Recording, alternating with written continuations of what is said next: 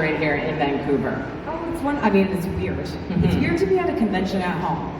It's really, really strange because I'm used to being in a hotel, but I'm in my home. Yeah. And I'm like, oh, I'm going to the con now. But it is so beautiful out. It's even more beautiful today than yesterday. It is beautiful, definitely.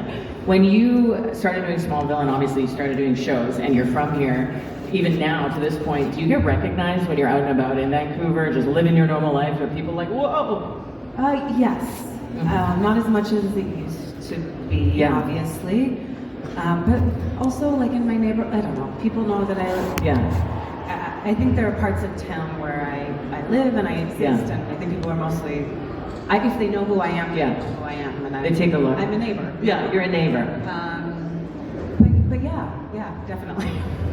What would you tell your friends? Is anyone from out of town visiting? UK. Yeah. Oh. Yeah, you guys came far. Yeah, I know. Some people came from the Philippines. Oh, good, thank goodness. But you didn't get to do Smallville Nights because it got canceled. I know. It sucks. No, that's good. And you got maybe some rest, went out for dinner? Yeah, definitely. Did the book club get together? You're in the book club. No way. There's a bunch of people from book club here.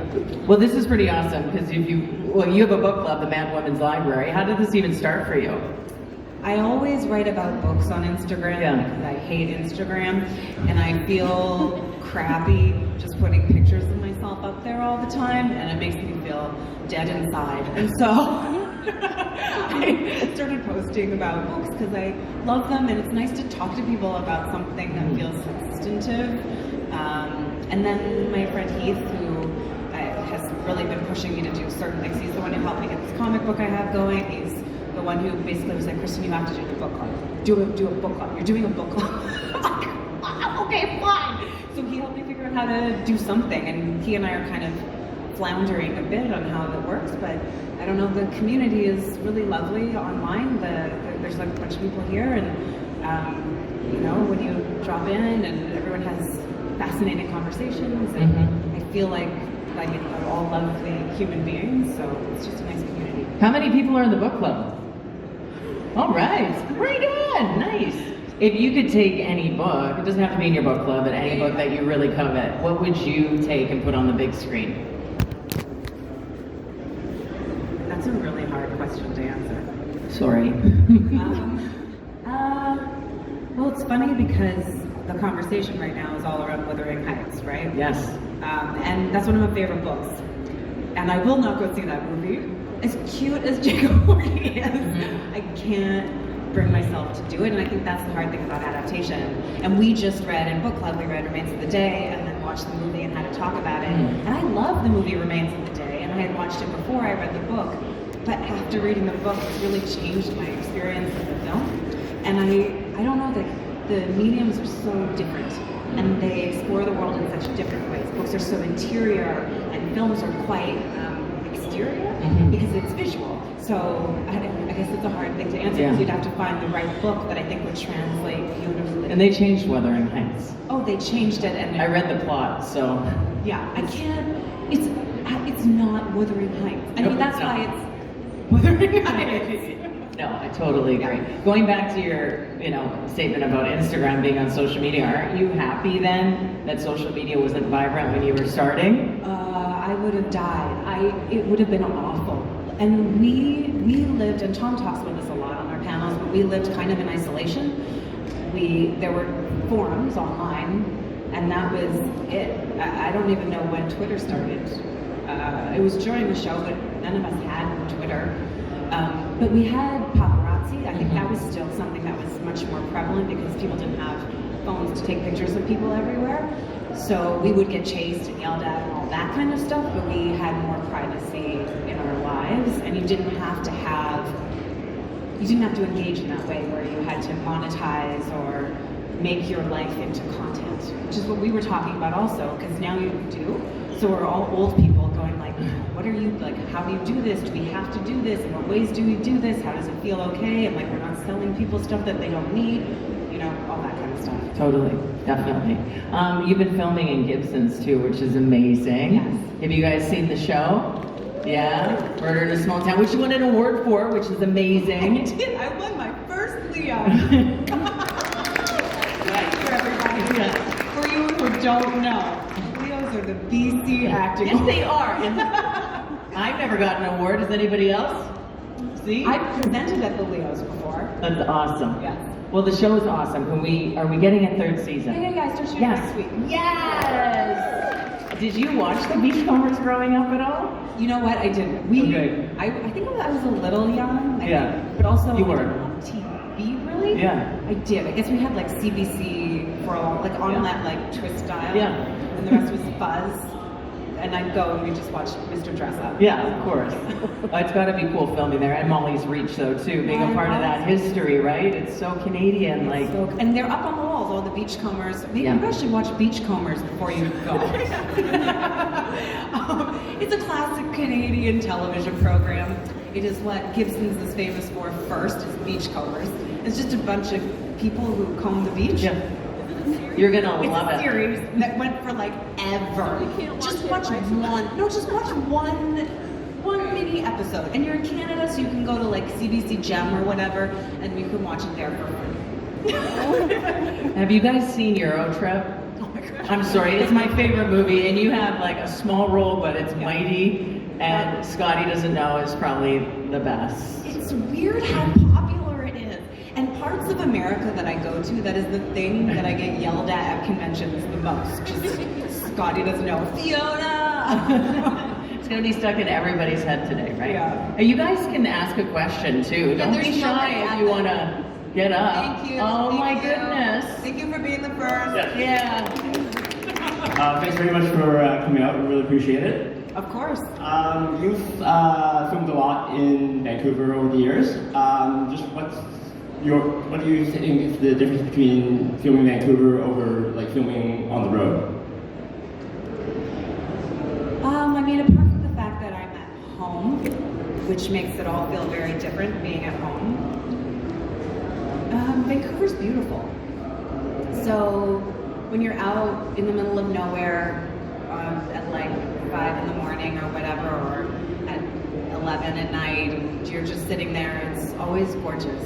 And I have such connection to this city that it always feels like I'm linked to all of myself through all of the iterations of my life. Yeah, I mean, it is just beautiful here. And the crews are great, all that, yada, yada. but it's a lovely city. Yeah. Can I ask a follow-up question? You can. With the new Street Fighter movie coming out, Yeah. Any thoughts on your time doing the Chun-Li movie back in the day? It is, look, I know that there are some people who are big fans of that movie. I think that you can be a fan and also acknowledge it's a terrible film. And that's why. But it is one of my best memories making that movie. I had so much fun. It was hard. We were shooting in Bangkok, and it was 6-day weeks, and sometimes they'd have me work through my 1-day weekend, so I did like 13 days of work in a row. I had 4 to 5 weeks of stunt training before we started shooting, so I got to do all my gymnastic stuff, like it was the time when I was doing, again, like big dive rolls down the bouncy floor and front handsprings and all the stuff that I did when I was young, and all the wire work and the Tai Chi. I did so much Tai Chi, and it was really beautiful. And working with the Thai people was fantastic. What a warm, embracing culture. And also I got to be outside in the middle of the night on those Bangkok streets, pouring sweat with like a rig and jumping off of cranes at the harbor. Like, what was I doing? With like a bunch of dudes just holding my wire up from a truck that looked 1,000,000 years old. Like, insane, but I had so much fun. Thank you very much. Yeah. And you have a purple belt as well. So I mean, Purple belt. you came experienced when it came to the training for this film, right? Yeah, I had a decent martial arts background, but also I have a gymnastics and a dance background. So choreography becomes easy, because I think that's what it is I don't need a ton of training to get something, and I can get the choreography for a fight pretty quickly, which has helped me from Beauty and the Beast and Street Fighter, and even on Smallville before they didn't know that I had that capacity, and then when they did understand that I did, I got to do a little bit more of it. Yeah. That's awesome. Go ahead. Hi, my name is Adrian. I'm just being voiced by a student interpreter. My question is, I'm wondering in the different genres that you work in, what is comparing the two of them? What is like things that you like or enjoy about the two different? Okay, I guess there's multiple genres. I've done a lot of fantasy sci-fi, I guess. What's Smallville? Smallville's fantasy, right? And then I guess fantasy sci-fi. And then I have also done a bunch of straight dramas, and I've done a little bit of comedy. So when it comes to genre stuff, like fantasy sci-fi, the stakes are huge. Do I need to stop talking for a second? No? Oh, it's over here. Okay. The stakes are so big, and you use your imagination to such a degree because it's not real.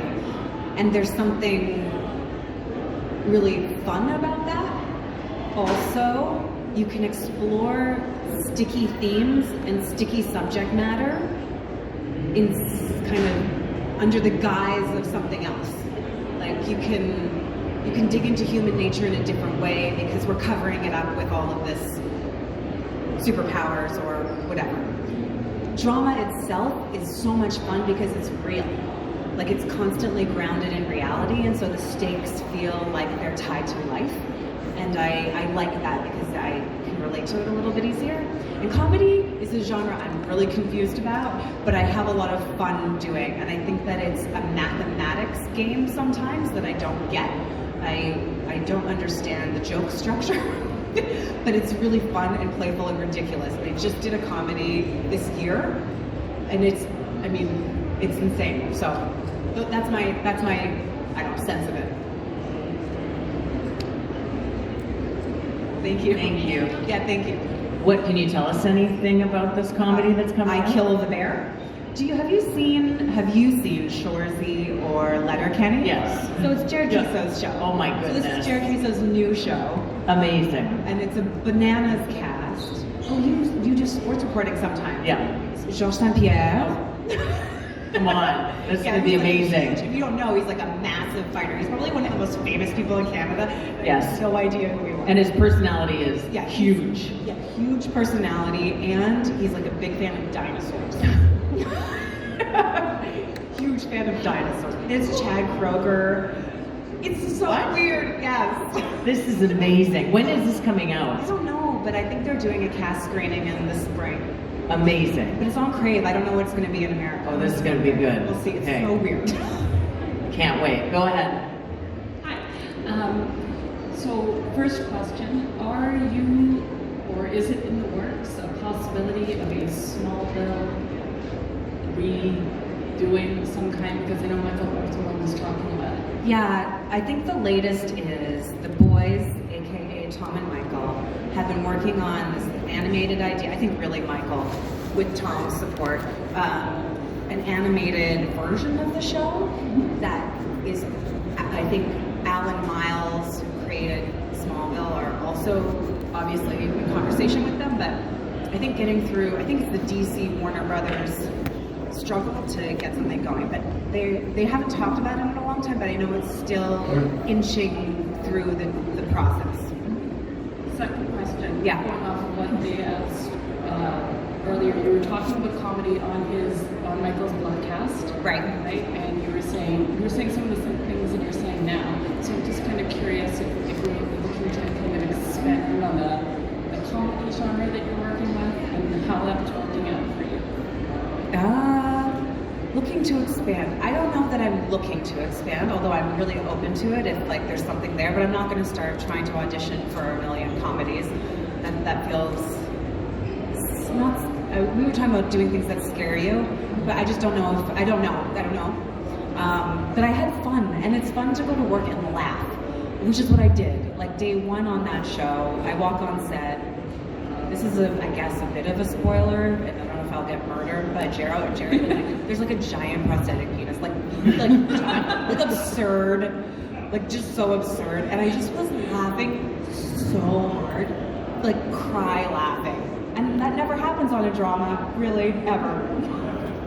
Thank you. What is this show about? I don't know. We're gonna have to to wait and see. Like, what?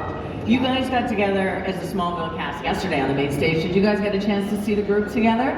Yeah. What's it like when you're all back together? Well, Erica and I are good friends, and it's nice to see Tom on a regular basis and see how his life's going. And I think he's having a nice little moment right now. He's got a film that went to Sundance, and it seems like it's getting great reviews, and so that's nice to see. And Michael's not here for this convention, but we see him all the time. He's I love that. You guys are legit friends. Yeah, we are, and it's become more and more that way as years have gone by. And Laura's also become a good friend, and us women, we didn't work together a lot on the show, so it's nice to have this connection now. Yeah. And we're all, in our 40s, so sharing keep those friends. Yes, especially as a woman in your 40s, it's a lot. Oh yeah. So it's nice to have a community. Totally. Go ahead. Hello. Hello. Speaking of fantasy sci-fi comedy, Yes. a few years back we did Space Milkshake. Yes, I did. Any reunion with Billy Boyd at all, and any fun behind the scenes stuff? I just talked to Billy because I love Billy. I actually bought his car, his Los Angeles car, back in the day because we did 2 movies back to back together, and I adore him. He's just such a wonderful person, and I was like, you should come guest star on my show and be a murderer on Murder in a Small Town. He's like, yeah, I'll do it. I was like, great, I'll see if there's a good role for you, so maybe. But Amanda Tapping is our directing producer on Murder in a Small Town, so that's already present. I signed 2 rubber duckies this convention. Oh, nice. For nobody who knows this movie is absurd. It's absurd. And the villain is voiced by George Takei, and it is a rubber ducky that mutates and forms, and like it starts little and then it becomes this giant slime monster and slimes us all. Anyway, that's the answer. Very cool. There's a pattern with some shows that you're doing here, right? Weird things sometimes, yeah. One of the ducks was my friend's. Yes! It's just scary. This is a question from my friend Bia. Okay. She's from Spain, so she can't. Hi, Bia from Spain. She's wondering what's your favorite part of playing your character, Lana? Like, what's your favorite part of her character? How much she grew. Lana has the best character journey, I think, of anyone on the show. Where she starts and where she ends up, she's a vastly changed woman who went through the ringer. Everything terrible that could happen to a person, I feel like, happened to her. And she found ways through it and then found her strength, her self-containment, and her vision for what she wanted her life to be. And I think she took some of the things that she loved about Clark and incorporated them into her own being so that she didn't need to be a proxy to him to have access to those things. She could be those things herself. And I don't know, that's what I love the most, is just how much she grew. Cool. Thank you. Go ahead. Hello, Ms. Kruk. Thank you for sharing your day with us. It's so lovely to meet you.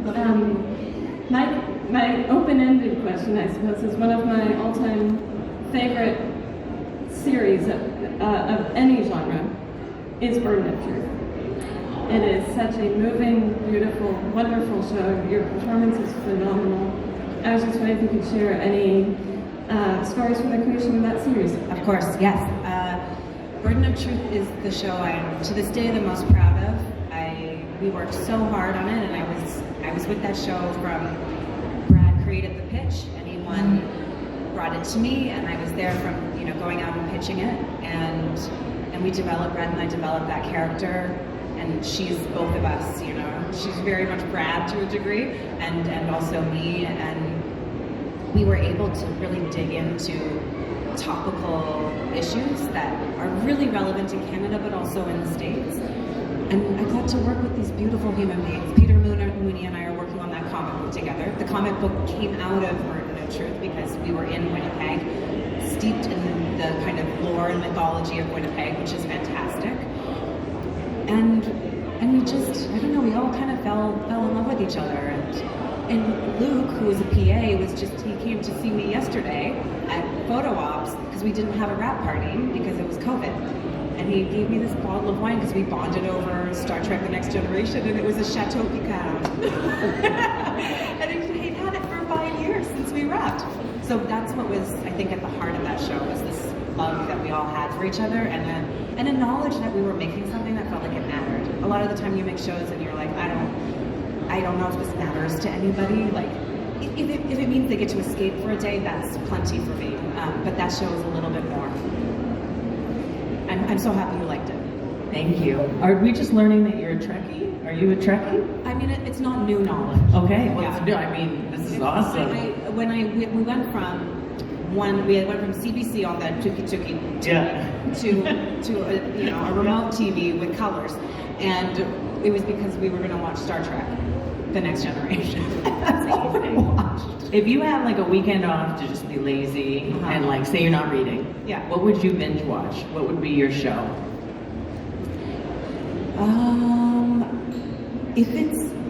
It would be something new, I think. Mhm. Something that I haven't seen yet. Although I find now I'm not watching as much. I think maybe there's too much. I like The Pit right now, though. It's good. Yeah. It's a good one. Go ahead. Hi, Hi. welcome, and Thank you. I want to say thank you for coming. It's really nice to see you here. No, it's nice to be here. I heard about a comic book yesterday. We were talking about Black Star, and I was just wondering a little bit more about it. Sure, I'll tell you about it. Okay, so like I said, the idea started in Winnipeg, and there's like this crazy Masonic history in Winnipeg. Crazy. Like there's a tour, for anybody who's gonna go touristy it up in Winnipeg, there's a legislative building tour. The Manitoba Legislative Building is chock full of Masonic symbology. And there's like there's the thing there called the Pool of the Black Star. And it's at the center of this like balustrade. And you've got this giant bison that whole, like it's a beautiful building. But the lore of the Masonic history of Winnipeg, and there's multiple buildings, the Fort Garry Hotel, which is haunted, and there's another building that's never been able to make it as a business. It's constantly being, people try and it fails and try and it fails, and the basement is full Masonic, like full of sand. Because that's what they would do, they'd fill it with sand when they left. So the buildings create this kind of triangle, and it's considered like a portal to hell. This is in Winnipeg. This is Winnipeg, Manitoba. Okay. Yes, and it is an incredible city because it also was very, very popular with like Arthur Conan Doyle and all these guys who were into seances. And people would come to Winnipeg for seances. Anyway, we came up with a story based on this lore. That's a contemporary story. But the comic book, because we tried to sell it, everyone was like, you need IP. We're like, we don't have IP because it's our own idea. It came out of our own heads. So we were like, oh, we could make a comic book. And it's a prequel. So it takes place in the 1800s. And it is right at the beginning of the Red River settlement. Canadian history, everybody. This is the first settlement outside of Upper and Lower Canada. And it was all mostly Scottish people in the beginning because there were the Highland clearances and all the Scots came there.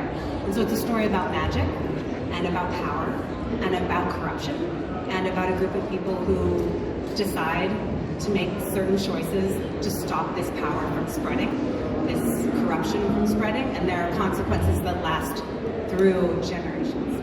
So you were inside there. You took a tour. Well, we took a tour. We lived there. Peter's from Winnipeg, so he has a sense of the weirdness of Winnipeg. Winnipeg's weird. It's really weird. People are fascinating. So yes, it's like lots of blood and magic and violence and that kind of stuff. Sounds great. Yeah. Can't wait. When is this coming out? Yes. July. In July. First issue comes out in July. How many issues do you have? Five issues, and then the omnibus will be, I think by the time New York Comic Con hits, there'll be an omnibus. Thank you. Yeah. That's pretty cool.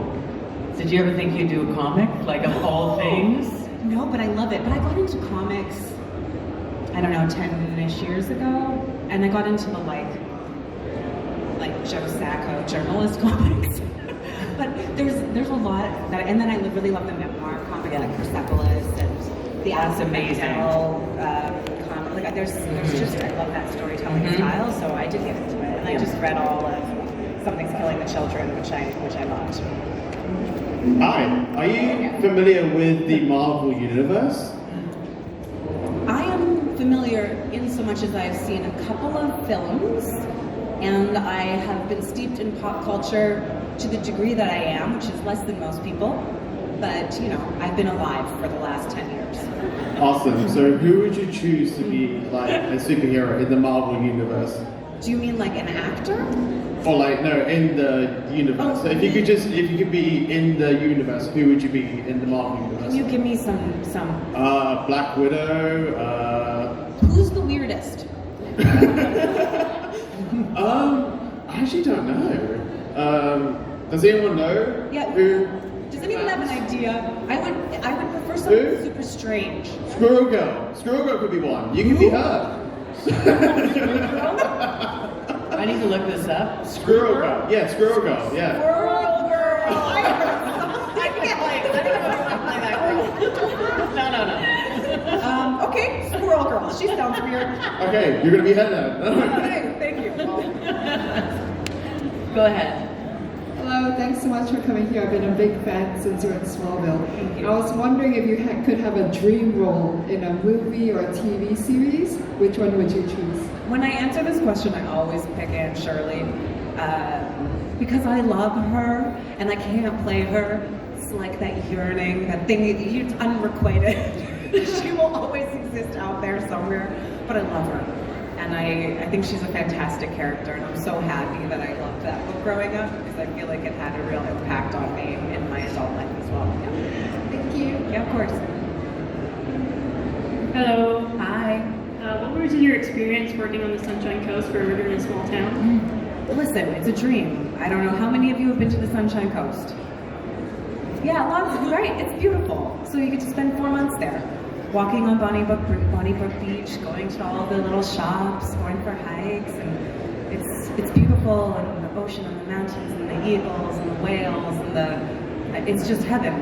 It's heaven. And also the people are lovely, and the community still likes us, thank goodness, because that doesn't always happen when you work on a television program in someone's community.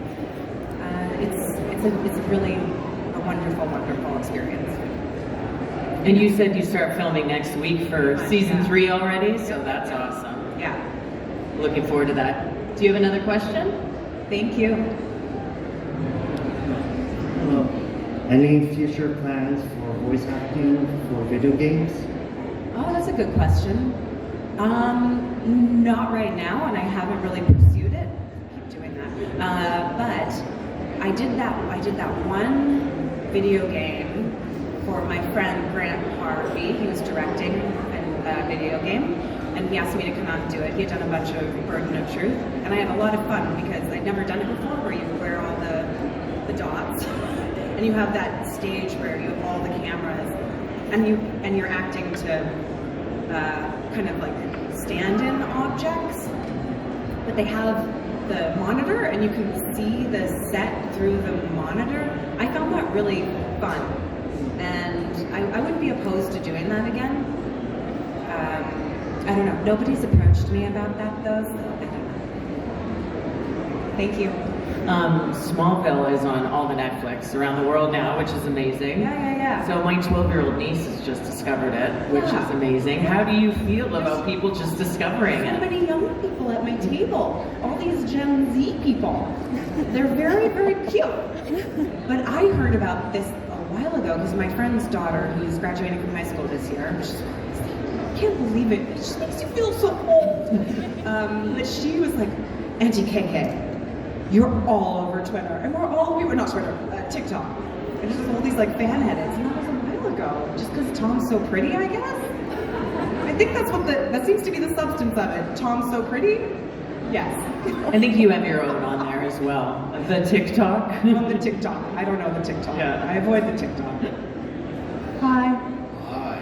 I just want to say that as a designer of the Red River Settlers, excellent figure and Dad is waiting. Really? Oh yeah, really. Oh, yeah. I'm kind of intrigued. I'm looking forward to this. Listen. You're being kind. Listen, it is not a history text. I have tried my best to incorporate as much true history. We've got the correct plottage of land. I think the correct church. It's not about the settlement necessarily, but the settlement is where the action happens. And there are a couple characters who lived within the settlement who are involved in there are settlers who are involved in the action. But our main characters are outsiders. but it's not. Yeah, it's not a straight up historical text. Although I really, really tried. Yeah, good. Yeah. I think we're all planning a trip to Winnipeg now. Yeah, you should. Also, some of the big action takes place in the Fort Garry. Yeah, exactly. So, being from the San Juan Islands in Bellingham, Washington, and from a small town myself, I love a very small town. Good. Yeah, you must feel like it's home. It's, yeah, because that is where we're supposed to be. Is Gibson's Washington? Yes. And so much of it's like relatable, but how many more people can die in a small town? So many people. It's funny because the genre's like this, right? When I see the British versions of this show, because they're the small town murder shows, and if they're the episodic style, it's the same thing. Like all these people get killed. You just have to suspend your disbelief. Otherwise, you have to tell a story about why are these people getting killed? What are the social structures that are putting this in place? Are people poor? Why can't they get work? What is it? And then you're telling that story, which is a burden of truth story, but it's not a murder in a small town story. And then my next question was, what was it like working with your main coworker? Rossev? Yes. He's lovely. He's a wonderful, wonderful man. He's funny and he's a wonderful actor and he's a joy. It's really great. Yeah. Yeah. You previously talked about how you found Lana's character development to be like the most, I don't know, substantial? Yes. Yeah, in the show. And I was just wondering if there are any scenes that you did that you find most memorable or like impactful to her character. Oh, I did that again. Sorry. There's a bunch. And I'd have to sit and really think to give you my essay version of this. But the things that stick in my head are, and I haven't rewatched the show. I've only watched the episodes that I've gone on Michael's show to talk about, Michael and Tom's show to talk about. But I think of the Lex arc, and I know there's a bunch of moments with Clark before that really push her along. And the witch season, I think, really did some damage. But the Lex arc, I keep thinking of the scene where she thinks she's lost her baby and she's bawling her eyes out, and how she will discover ultimately that this is all a manipulation. I think that really altered her as a person.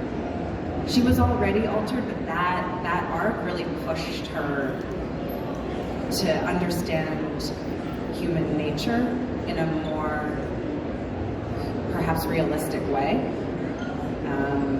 And yeah, I think that was really important. Yeah, thank you. Hi. Hi. I'm quite nervous. First of all, thank you for being here. I'm from Guatemala. So I've been here in Vancouver just for 1 year. I came here to study, and when I was watching Smallville, figured out that a lot of the film was done here. How was that for you, like filming in Vancouver? It's so cinematic, and I know this place is amazing, so how was that for you? I loved it. I didn't know the show was going to shoot here when I auditioned, because they cast their casting net very wide.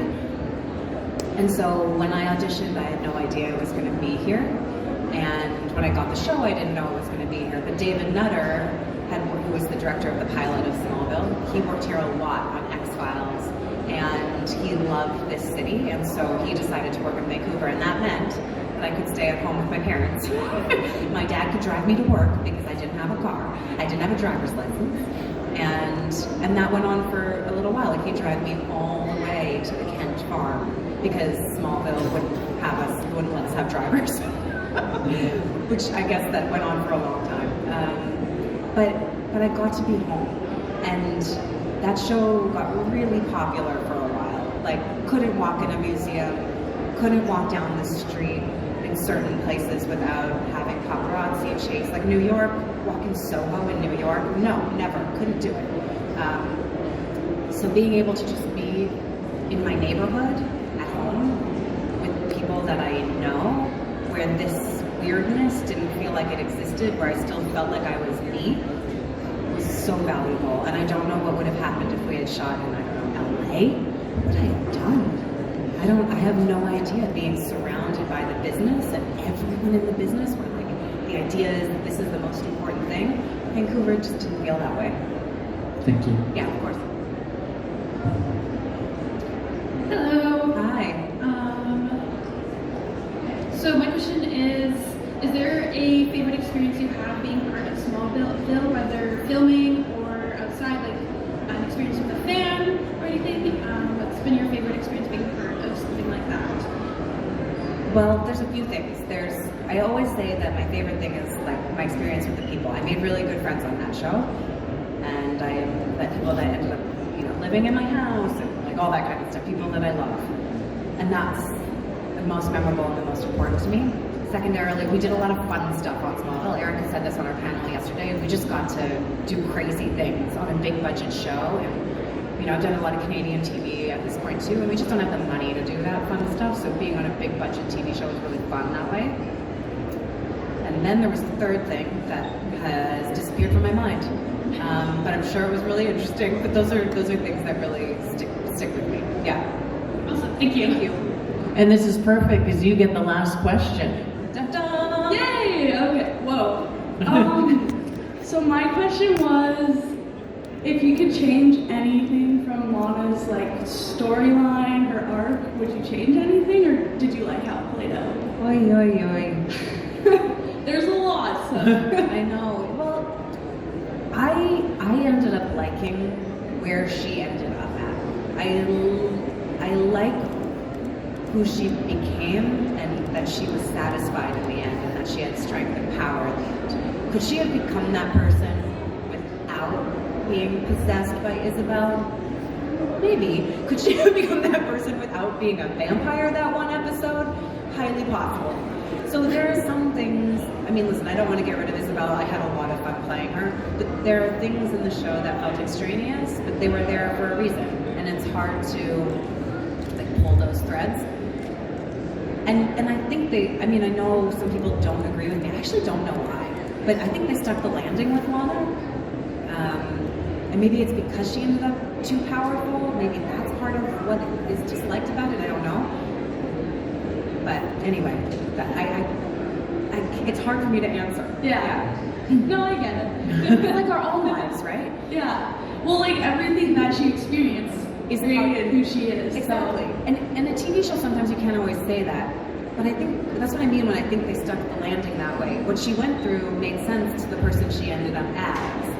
And that's true for us too. And I think, are there things I want to pull out of my life experience?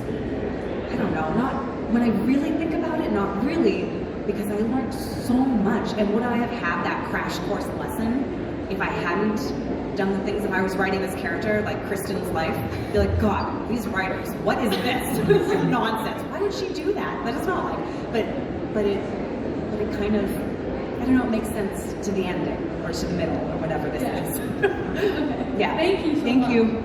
And thank you. You're a delight. This was you. so much fun. Thank you to everyone for coming out. Thank you for coming. Thank you to KRISTIN. You can get photos with her later this afternoon.